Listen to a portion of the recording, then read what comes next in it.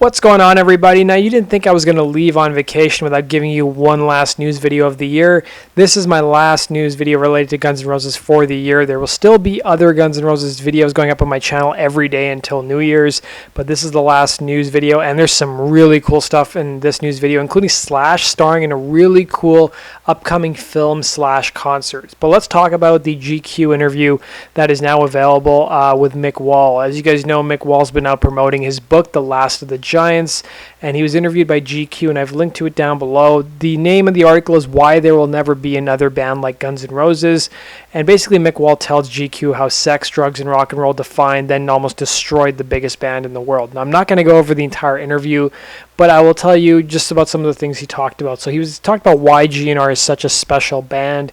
He talked about why he wrote the book. He said this is the first time that he's basically some of the protagonists that he's interviewed, most importantly or most notably Alan Niven, who was Guns N' Roses' former manager, and Doug Goldstein, were the most relaxed enough to talk about what went on. He also talked about how Axl Rose has been reborn, and he said we now even have a happy Axl Rose that even a old Axl Rose wouldn't even recognize.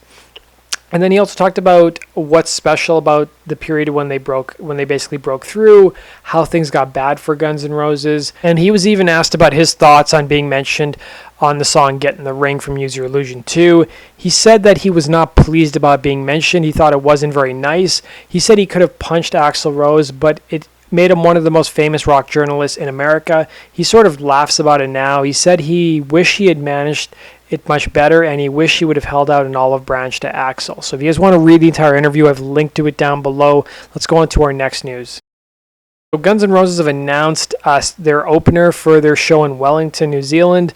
Wolfmother will be supporting them at that show. As you guys know, Wolfmother is also going to be supporting them and opening for them and a number of shows in Australia. And Rose Tattoo is going to make some appearances here and there as well. And we also have a recent interview with Matt Sorum. If you guys remember, a couple days ago I posted an interview he did on a podcast, and he talked a little bit about rock and roll today, and he talked about Foo Fighters and Metallica. And you guys remember a couple months back, or maybe even a year ago, Matt Sorum took some heat for making comments about the Foo Fighters not being dangerous last year, but he basically said that he was sort of misquoted. He said he loves Dave Grohl, he loves Foo Fighters, and he basically said, or what he meant to say was, I wish I could be in a band like Metallica or the Foo Fighters, a band that runs smoothly. I didn't say they're not dangerous. You know, he was talking about Guns N' Roses and how, like, it was so unpredictable, it was so stressful at certain times because you never knew what was going to happen with the band. And he said, people ask me what's different about rock and roll, and I say it's not as dangerous as it was. I'm not saying that's a good thing. And he even, talked about how he talked about Sebastian Bach and Axl Rose. He talked about how both singers are powerhouses. He said, I think it's a bit of a lost art form. A lot of bands that are coming out now, you don't really hear those kinds of powerful voices. I see bands with lead singers who are really nice, squeaky clean, and I don't really feel like I'm getting that wild rock and roll sensibility that I want. And as an example, he used Dave Grohl and the Foo Fighters. He said, I love Dave Grohl, don't get me wrong, but he's a drummer who got out front with a guitar. He pointed out, is there any danger in it? Not really. And he said, if you go to a Foo Fighters show, you know what you're going to get. The band's going to come on time, they're going to play their set, and everything's going to go down nicely. So if you guys want to see the entire article, I've linked to it down below. Now let's get to some of the most interesting news of the day. So Slash is in a new movie, and I hope I'm saying this right. Maybe if you got some German fans, you guys can let me know the proper pronunciation, but it's called Gutterdammerung. It's kind of hard to explain. I saw the trailer, and it looks pretty awesome. It's basically a trailer about a dark rock and roll fairy tale, and it stars a bunch of rock and roll legends. It's got Slash, it's got Josh Homme from the Queens of the Stone Age, you've got Iggy Pop, you've got Lemmy, the list goes on and on. You got one of my favorite guys, Ed Rollins, is in it too. And it's basically like a movie / musical show. So like it's touring a bunch of cities in Europe, which I've listed here. You guys can go check out tickets. But at the same time, they actually show the movie. They actually have a live band playing too, sort of choreographed to whatever's happening in the movie. And it sounds pretty cool. Like it's got some interesting reviews in the trailer. They got some quotes from different magazines who have seen it. Some have called it batshit crazy. And there's some other quotes too.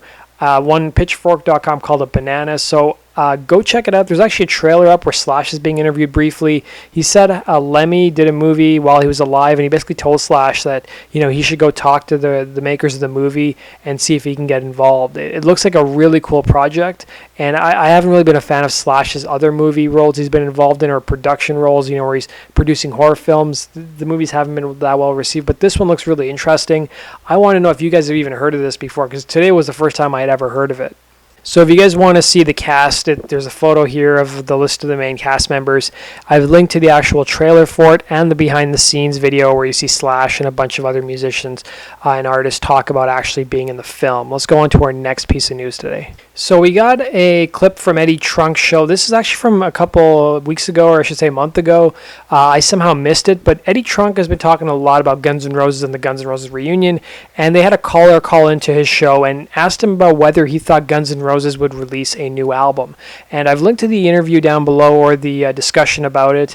But basically he says that, you know, Metallica released their new album, Hardwired to Self-Destruct. I actually haven't listened to the entire album. I've listened to little snippets here and there. But he's talking about how, you know, he doesn't think Guns N' Roses are going to release a new album anytime soon. He thinks that, you know, they're having a good time touring. They're going to continue to tour. And he's, you know, friends with Duff and Slash, and he knows Axl a bit. And, you know, it seems like from his conversations, they're not planning on doing any new music, at least at this point in time. And, you know, he went on to make a bigger point, which is, you know, Metallica released a new album. Metallica, without a doubt, is one of the most popular rock and roll bands in the world, and has been for the last, you know, 30 or 25 years.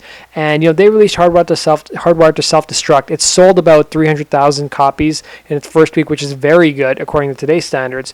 But had they released this album back in the 90s, they probably would have sold over easily 1 million copies.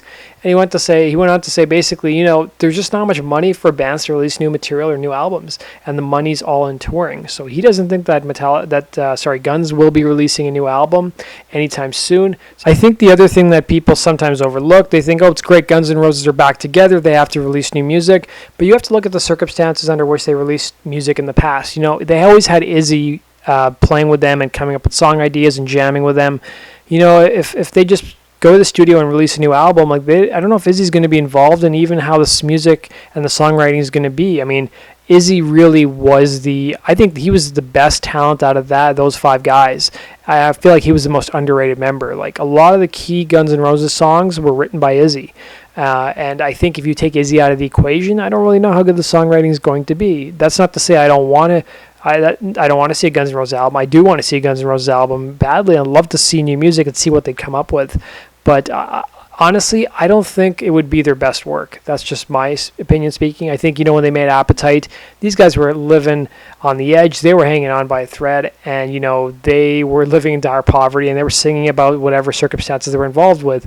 I feel now if they released music, I mean, I feel like it would be maybe good, but I don't think it would compare to anywhere close to Appetite or Use Your Illusion. But that's just my opinion. Let's go on to our last piece of Guns N' Roses news for the day. So there was an interview with a singer named Matthew Mayfield. I guess he's really popular in Alabama, and he was basically interviewed about how Guns N' Roses influenced his career. So he had this to say about Appetite for Destruction. He said they also had a danger to them that no other band had, referring to Guns N' Roses. And the danger was what sucked us all in. You could see straight through Poison, and you could see straight through some of the even older Motley Crue stuff. You didn't see a band that was living the songs, and that's so true about, you know, Appetite for Destruction. And that's kind of where some people criticize the Illusions records in saying that, well, by the time they made the Illusions records, they were all millionaires. They didn't really need each other anymore. And they weren't really living the songs necessarily. But, you know, to me, if I have to choose between the Illusions records and Appetite, my vote's going to go to the Illusions records. I just like stylistically, I like them better. They're more grandiose. They're more bloated, and they kind of represent, you know, rock and roll excess to me. But that does it for today's video, guys. I want to thank you guys for joining me for my last news video of 2016. Hope you guys enjoyed that. Hopefully you guys... hopefully I opened your guys' eyes to that interesting movie with Slash in it, and maybe you'll go check it out and maybe let me know how it is. So that does it for today's Guns N' Roses news. As I'm recording this, I'm probably sleeping on a plane somewhere, headed somewhere warm to get away from all this terrible snow in Canada. So I want to wish you guys a Merry Christmas, peace and love, if you guys are Howard Stern fans, and make sure you guys subscribe for the latest Guns N' Roses news. Take care.